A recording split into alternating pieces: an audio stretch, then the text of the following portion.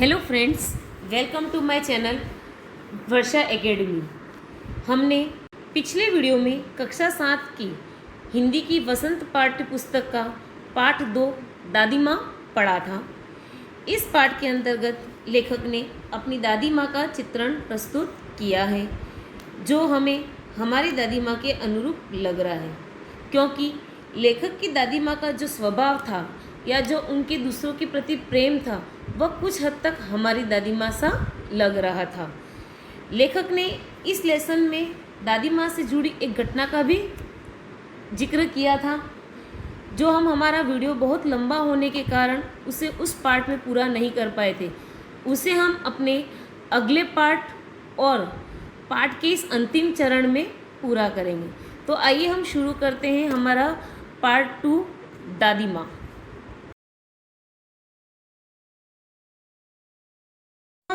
आगे का part start करें इससे पहले मैं आपका ध्यान एक बार उस घटनाक्रम की तरफ ले जाती हूँ जिसका जिक्र आपके सामने लेखक ने किया था। पार्ट 1 में लेखक ने हमें बताया था कि एक दिन दोपहर को जब वे घर लौटे तो दादी माँ बाहर खड़ी किसी पर ज़ोर से चिल्ला रही है, उस पर गुस्सा कर रही है। और जब मैंने पास में आकर देखा तो वो कौन थी? रामी चाची। और रामी चाची पर दादी बहुत ही गुस्सा कर रही थी। क्यों? क्योंकि है ना, रामी चाची ने उनसे कर्जा लिया था और वह टाइम पर चुका नहीं पाई थी। और दादी माँ कह रही थी कि क्या मैं तेरी फसल उगने की या उनके पकने की राह देखूंगी, मुझे तो मेरा पैसा चाहिए। तो आप इसके आगे से देखेंगे। जब दादी ने रामी को डांटा तो रामी कहने लगी, दूंगी मालकिन। रामी की चाची रोती हुई दोनों हाथों से आंचल पकड़े दादी माँ के पैरों की ओर झुकी। बिटिया की शादी है, आप न दया करेगी तो उस बेचारी का निस्तार कैसे होगा? हट हट, अभी नहा के आ रही हूँ। दादी माँ पीछे हट गई। जाने दो दादी, मैंने इस अप्रिय प्रसंग को हटाने की गरज से कहा। बेचारी गरीब है, दे देगी कभी। चल चल, चला है समझाने। जब है ना, रामी ने कहा कि वह दादी माँ का आंचल पकड़ा और पैरों में झुक गई कि मेरी बेटी की शादी है, आप दया नहीं करेगी तो मैं उस बेचारी का निस्तार कैसे होगा? तो दादी माँ जैसे ही रामी उसे छूने लगी तो बोली, हट हट, दूर हट जा, मैं तो अभी नहा के आई हूँ। तो मैंने कहा, दादी जाने दो, उस पर गुस्सा मत करो क्योंकि बेचारी गरीब है। तो दादी माँ ने मुझे कहा, चल चल, चला है मुझे समझाने। मैं चुपके से आंगन की ओर चला गया। कई दिन बीत गए, मैं इस प्रसंग को एकदम भूल सा गया। एक दिन रास्ते में रामी की चाची मिली। वह दादी को पूतो फोलो दूधो नहाओ का आशीर्वाद दे रही थी। मैंने पूछा, क्या बात है धन्नो चाची? तो उसने विहल होकर कहा, उरीन हो गई बेटा, भगवान भला करे हमारी मालकिन का।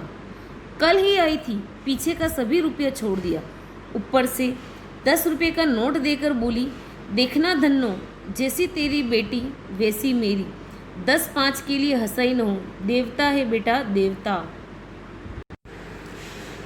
इस प्रसंग में लेखक अपनी दादी की उदारता का वर्णन कर रहा है। वह उस प्रसंग यानी उस घटना को एकदम सा भूल ही गया था, लेकिन एक दिन अचानक रास्ते में उसे रामी चाची मिल गई और रामी चाची दादी को पूतो फोलो दूधो नहाओ का आशीर्वाद दे रही थी। तो मैंने रामी चाची से पूछ ही लिया, क्यों चाची, आज आप दादी को पहले तो इतना भला बुरा कहती थी और आज आशीर्वाद दे रही? तो रामी चाची ने मुझे कहा कि तेरी दादी ने मेरा पिछला सारा कर्जा माफ़ कर दिया और ऊपर से मुझे 10 रुपये का नोट देकर बोली, जैसी तेरी बेटी है वैसी मेरी भी बेटी है। उस रोज़ तो बहुत डांट रही थी। मैंने पूछा, वह तो बड़े लोगों का काम है बाबू, रुपया देकर डांटे भी लो तो लाभ क्या? मैं मन ही मन इस तर्क पर हंसता हुआ आगे बढ़ गया। किशन के विवाह के दिनों की बात है। विवाह के 4-5 रोज पहले से ही औरतें रात भर गीत गाती है। विवाह की रात को अभिनय भी होता है। यह प्राय एक ही कथा का हुआ करता है। उसमें विवाह से लेकर पुत्रोत्पत्ति यानी पुत्र उत्पत्ति तक के सभी दृश्य दिखाए जाते हैं। सभी पाठ औरतें ही करती हैं। मैं बीमार होने के कारण बारात में न जा सका। मेरा ममेरा भाई राघव दालान में सो रहा था। वह भी बारात जाने के बाद पहुंचा। औरतों ने उस पर आपत्ति की। दादी माँ बिगड़ी, लड़के से क्या पर्दा, लड़के और ब्रह्मा का मन एक सा होता है। मैंने रामी चाची से कहा कि उस दिन तो दादी आपको बहुत डांट रही थी। तो रामी चाची ने कहा कि ये तो बड़े लोगों का काम है, रुपया देते हैं तो डांट भी सकते हैं, लेकिन उनके मन में कुछ नहीं होता है। मैं अपने मन ही मन उस तर्क पर हंसता रहा और आगे की ओर बढ़ गया। फिर वही किशन के विवाह के दिनों की बात याद आई। विवाह के 4-5 दिन पहले ही औरतों ने रात में गीत गाना स्टार्ट कर दिया था या शुरू कर दिया था। हमारे यहाँ विवाह की रात को अभिनय किया जाता है। अभिनय वही नाटक किया जाता है जिसमें प्राय एक ही कहानी या कथा हुआ करती है, जिसमें विवाह से लेकर पुत्र के जन्म तक के सभी दृश्य दिखाए जाते हैं। कहने का मतलब ये, आप सबको पता है कि हमारे घर में यदि शादी ब्याह होते हैं तो उसमें 4-5 दिन पहले से ही सारी रस्में, गीत वगैरह गाना स्टार्ट हो जाता है। और हमारे यहाँ एक तरह की रस्म कहो या उस तरह का एक चलन बोलो कि विवाह की रात को हमारे यहाँ एक अभिनय किया जाता है। अभिनय मतलब वही नाटक किया जाता है जिसमें एक ही कथा हुआ करती है, विवाह से लेकर पुत्र के जन्म तक की। और सारे पार्ट यानी सारे कैरेक्टर कौन निभाती है? औरतें। मैं बीमार होने के कारण बारात में नहीं जा सका था और मेरा भाई भी सो गया था, इसलिए वह भी नहीं जा पहुंचा। औरतों ने उस पर आपत्ति की तो हमारी दादी माँ उन पर ही बिगड़ गई कि लड़कों से यानी बच्चों से क्या पर्दा, बच्चे और ब्रह्मा जी का मन तो एक समान होता है। बताओ, आप सभी जानते हो कि बच्चों का और भगवान का मन एक समान माना जाता है। तो दादी माँ ने क्या कहा कि हम बच्चों से कैसा पर्दा, बच्चे तो एक भगवान का ही रूप है, उनमें ब्रह्मा जी बसते हैं। मुझे भी पास ही एक चारपाई पर चादर उड़ाकर दादी माँ ने चुपके से सुला दिया। बड़ी हंसी आ रही थी। सोचा कहीं जोर से हंस दूं, भेद खुल जाए तो निकाल बाहर किया जाऊंगा। पर भाभी की बात पर हंसी रुक न सकी और भंडाफोड़ हो गया। मुझे वैसे जो अभिनय किया जाता है सिर्फ उसमें औरतें शामिल होती और उसमें मर्द शामिल नहीं होते, लेकिन दादी माँ ने मुझे क्या किया, एक चारपाई पर यह चादर उड़ाकर सुला दिया। मुझे अंदर से बड़ी हंसी आ रही थी। सोचा जोर से हंस दूं, लेकिन फिर मन मार के रह गया कि कहीं मेरा भेद खुल जाएगा, सबको पता चल जाएगा कि मैं यहाँ छिपकर देख रहा हूँ। और यदि उन सबको पता चल गया तो वो मुझे यहाँ से निकाल बाहर करेगी। पर भाभी ने एक बात ऐसी कही जिस पर मेरी हंसी रुक न सकी और मेरा भांडा फूट गया। वही बात, मुझे दादी माँ ने चुपके से छिपाया था और मुझे वहाँ हंसना नहीं था जोर से, लेकिन भाभी माँ ने एक बात ऐसी कही जिस पर मैं अपनी हंसी नहीं रुक सकी और मेरा भेद सबके सामने खुल गया। देबू की माँ ने चादर खींच ली। कहो दादी, यह कौन बच्चा सोया है? बेचारा रोता है शायद, दूध तो पिला दूँ। हाथापाई शुरू हुई। दादी माँ बिगड़ी, लड़के से क्यों लगती है? जैसे ही मैं जोर से हंसा मेरा भंडा फूट गया तो देवू की माँ ने आकर मेरी चादर खींच ली और दादी माँ से टोन भरे, कहते हैं ना अपन किसी को व्यंग कसना, व्यंग भरे शब्दों में कहा कि ये कौन सा बच्चा सोया है, शायद रोता है, इसको दूध पिला दे। तो दादी माँ उस पर बिगड़ गई और उन दोनों में हाथापाई शुरू हो गई और दादी माँ कहने लगी कि बच्चे पर क्यों बिगड़ती है। सुबह रास्ते में देबू की माँ मिली। कल वाला बच्चा भाभी। मैं वहाँ से जोर से भागा और दादी माँ के पास जा खड़ा हुआ। वस्तुतः किसी प्रकार का अपराध हो जाने पर जब हम दादी माँ की छाया में खड़े हो जाते अभयदान मिल जाता। फिर दूसरे दिन सुबह रास्ते में देबू की माँ फिर से मिल गई और उसने दादी माँ से फिर व्यंग भरे शब्दों में कहा, अरे ये तो कल वाला बच्चा है। मैं वहाँ से तुरंत भागा और दादी माँ के पास जा खड़ा हुआ। वैसे दादी माँ के पास खड़ा होने का मतलब यही था कि हम यदि कोई अपराध भी कर देते तो हम सब दादी माँ के पीछे जाकर छुप जाते और हमें ऐसा लगता जैसे अभयदान मिल गया। मतलब हमसे कोई गलती यदि हो भी जाती, कोई हमें डांट डपकार भी करने वाला था तो हम दादी माँ के पास छिप जाते और दादी माँ हमें उनसे बचा लेती थी। कई बार आपके घरों में भी हुआ होगा कि आपके मम्मी पापा यदि आपको डांटते हैं तो आप कहाँ जाकर छिपते हो? दादी माँ के पास, क्योंकि दादी माँ हमेशा अपने बच्चों को सभी के डांट से बचा लेती है। स्नेह और ममता की मूर्ति दादी माँ की एक एक बात आज कैसी कैसी मालूम होती है। परिस्थितियों का वात्या चक्र जीवन को सूखे पत्ते सा कैसा नचाता है, इसे दादी माँ खूब जानती थी। दादा की मृत्यु के बाद से ही वह बहुत उदास रहती। संसार उन्हें धोखे की टट्टी मालूम होता। दादा ने उन्हें स्वयं जो धोखा दिया, वे सदा उन्हें आगे भेजकर अपने पीछे जाने की झूठी बात कहा करते थे। दादा की मृत्यु के बाद कुकुर मुत्ते की तरफ बढ़ने वाले, मुंह में राम बगल में छुरी वाले दोस्तों की शुभचिंता ने स्थिति और भी डावाडोल कर दी। दादा के श्राद्ध में दादी माँ के मना करने पर भी पिताजी ने जो अतुल संपत्ति व्यय की, वह घर की तो थी नहीं। स्नेह और ममता की मूर्ति।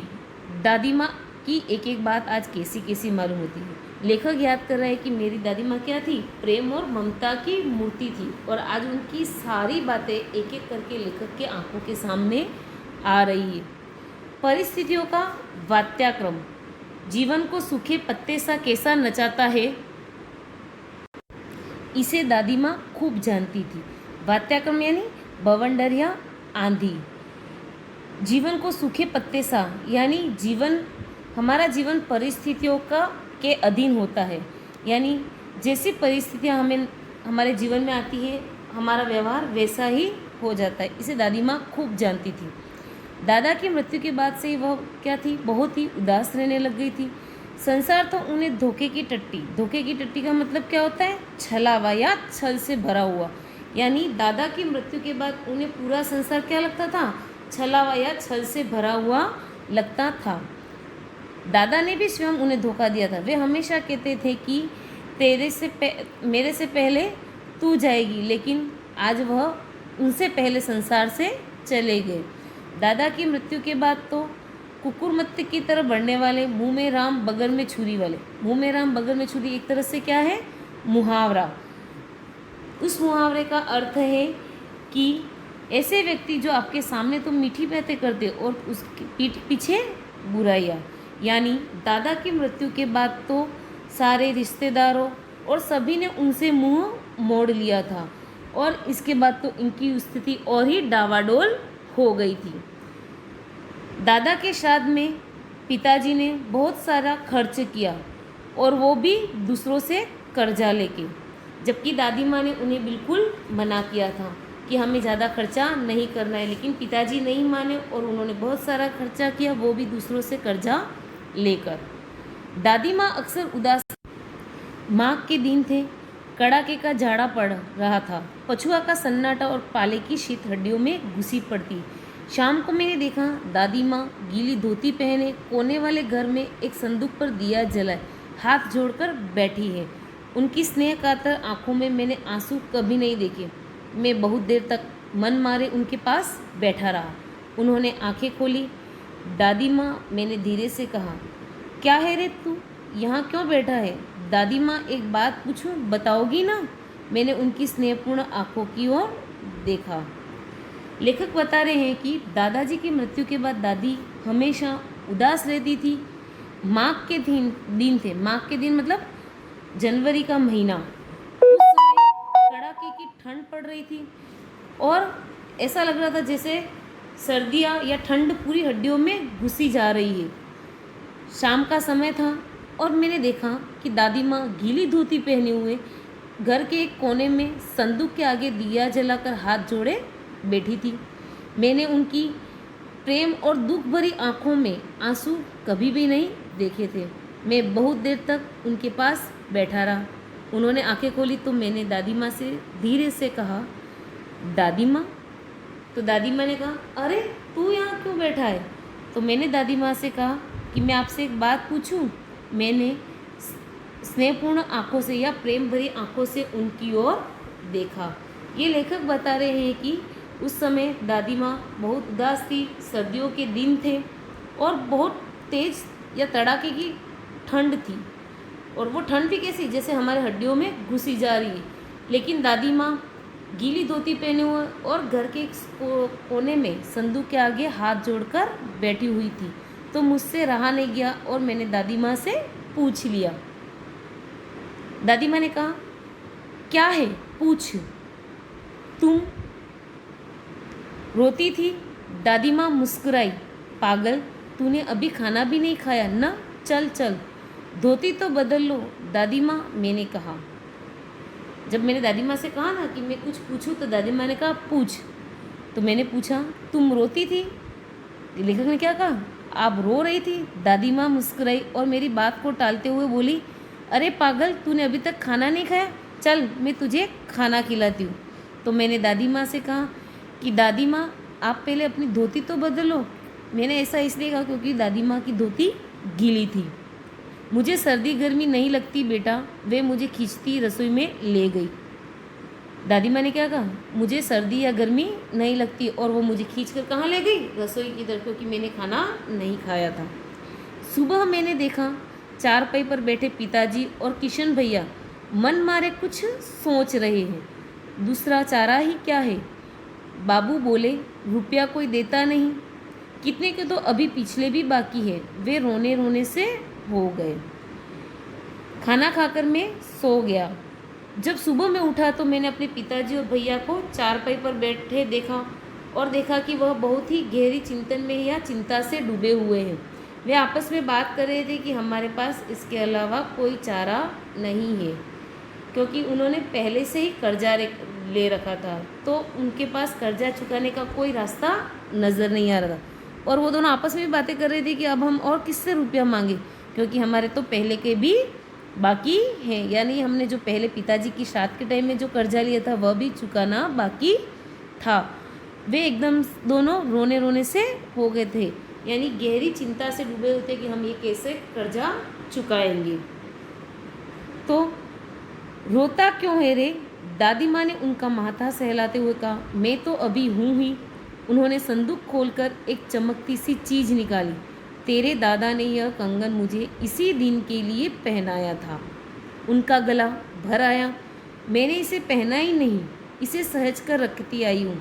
यह उनके वंश की निशानी है। उन्होंने आंसू पोंछकर कहा, पुराने लोग आगा पीछा सब सोच लेते थे बेटा।